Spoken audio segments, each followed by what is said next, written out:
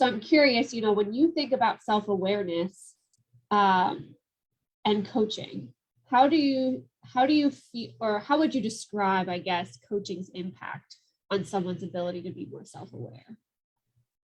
Well, firstly, congratulations, as I'm listening to you, in terms of goals that you've achieved. And that was making me think about my own journey and path as well. And just to add, when I say coaching was life-changing for me, I wouldn't be doing what I'm doing now. I wouldn't be sitting here talking to you.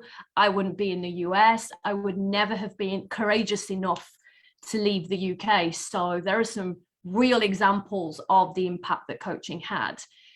And when we're, I think, talking about self-awareness in coaching, for me, it's how I connect it with the leadership work that I do. So it's all under that umbrella of growth mindset and expanding emotional intelligence. So for me, self-awareness and growth mindset, they are in a relationship together. And when you have that growth mindset, it means that you are open to possibility and change versus having a fixed mindset. And I think the more you grow that self-awareness, it's, as I say, when I first started coaching, I had these limiting beliefs. I almost was locked into a box because of some of the beliefs that I held that, you were born with talent, or you were born with certain strengths, and perhaps you couldn't expand them, or you couldn't learn, or you couldn't grow. And I think that growth mindset helped me to see things from a different perspective. So not just see things from a different perspective externally, but internally as well. All those restrictions that I might have put on myself as a woman, or being born from an Indian background, or expectations that we all set on ourselves, by this age, I should have done this, or by now I should have achieved this, or actually, I didn't get to do this first time around. Maybe I'm not smart enough. Maybe I'm not that good. So I think that self-awareness and growth mindset, possibilities, I used that word before, perspectives, opening new doors, but also understanding that my talents and abilities are not locked in. So being able to see strengths, I love things like the Future Self tool, for example. I am all about mindfulness as well and being present, but what I love is being able to use where I'm at now to help me to work towards where I want to go next. So I think for me, with self-awareness, it's that piece, all of that comes under the umbrella of emotional intelligence. We've got self-awareness. Once you understand yourself better, what makes you tick, what triggers you, who you are, why you might behave the way you behave, what are those fears that are showing up for you.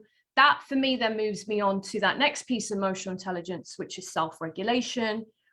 Then we have relationship management, and we have social awareness. And I think the more you understand yourself, and it's about attempting to work with a coach and understand why you may behave or show up in a certain way in certain contexts as well. I'm talking a lot because I get excited about this. I'll hand it back to you. No, I was like really into it too. Yeah, it's like the idea of code switching, like why do we change how we are in certain populations? This conversation about self-awareness is reminding me of, and I tell my classes this story a lot, so if anyone from class is watching, you're going to hear this again. But the best self-awareness thing I ever saw was actually before I started coaching, but I didn't know I was using a coaching tool at the time.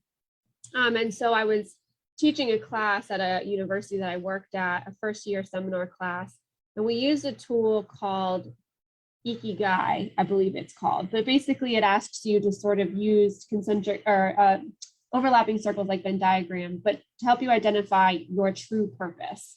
So it asks you to think about what you're good at, what you could get paid for, what the world needs, and what you enjoy doing. So those four things, how they overlap is sort of your purpose. And that's what this chart sort of helps you figure out. So I was doing this with college students. And as I was doing that, so I was, I guess, in my mid-20s at the time. So I didn't have a strong appreciation for the fact that as my students were doing this, exercise, they were extraordinarily quiet. So imagine a room full of 17 and 18-year-olds with a young professional leading the class, but they were like silent.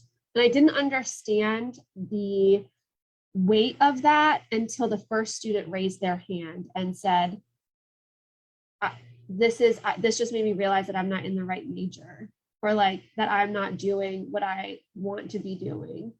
You know, this is telling me that I should pursue art, and I'm not even close to being in an art, right?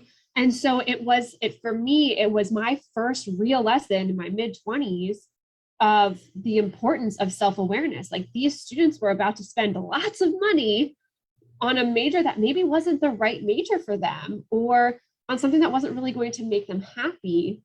And so for me, I love CTEDU's definition of coaching because it lists self-awareness first. And I think that you cannot do anything else. You can't set goals, let alone try to pursue them, if you don't know what goals are right for you based on the awareness you have of yourself.